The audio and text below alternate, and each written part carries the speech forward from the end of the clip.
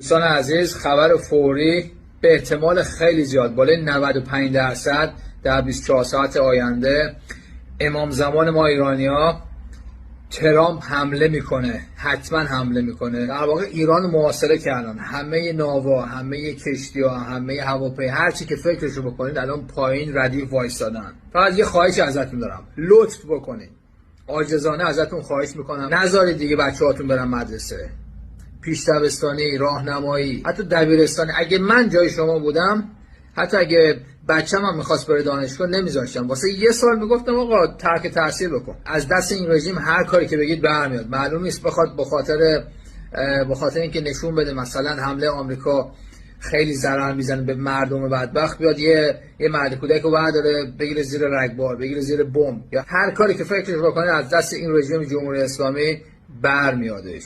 پس اصلا نذارید بچه‌هاتون برن